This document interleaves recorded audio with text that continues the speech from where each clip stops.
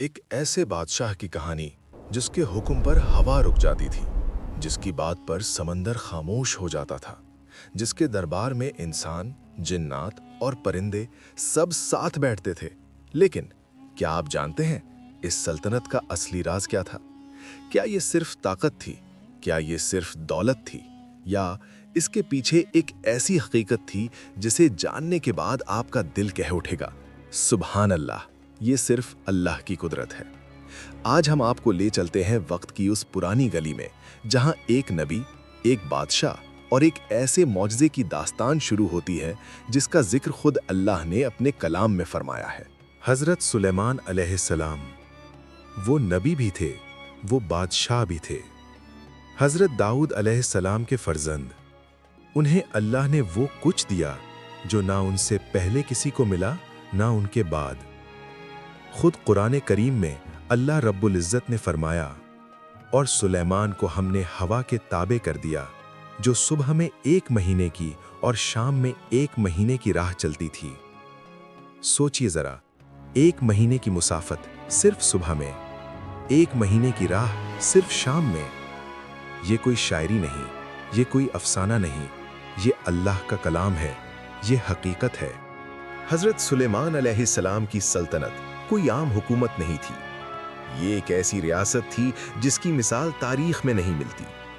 اللہ نے انہیں 3 ایسی نعمتیں دیں جو کسی اور انسان کو ایک ساتھ نہیں ملی۔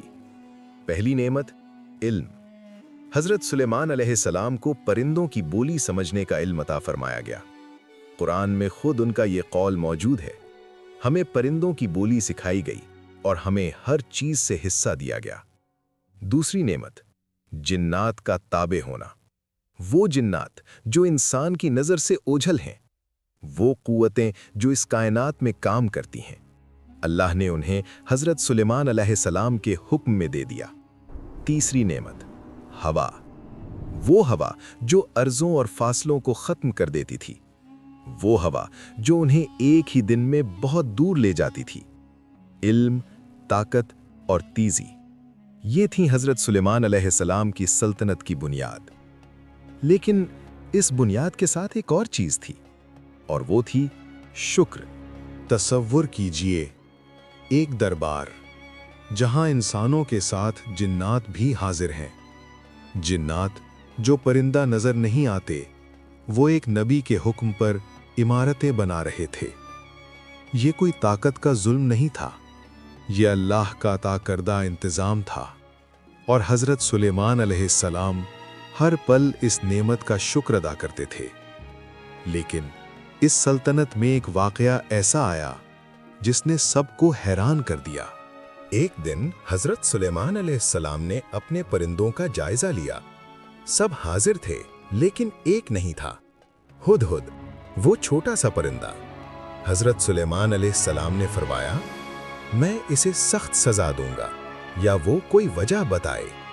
تھوڑی دیر بعد ہدہد آیا اور اس نے خبر دی ایک ایسی ملکہ کی جو سورج کی عبادت کرتی تھی، ملکہ بلقیس، سبا کی حکمران، ایک ایسی ریاست جو طاقتور تھی لیکن حق سے دور تھی۔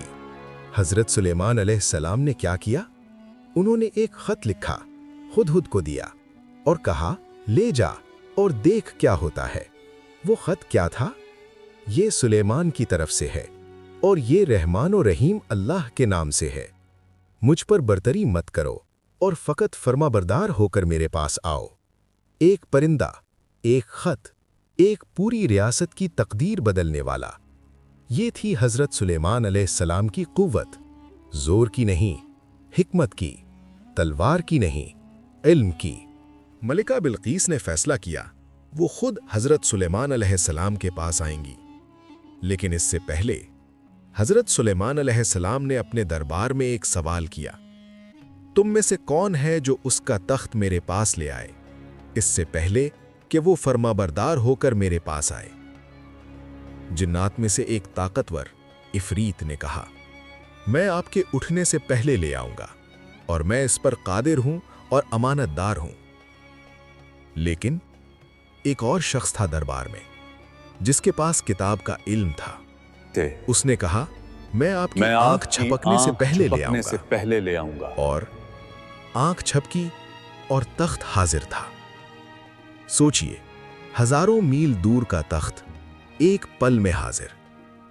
یہ جنات کی طاقت نہیں تھی، یہ اللہ کا دیا ہوا علم تھا۔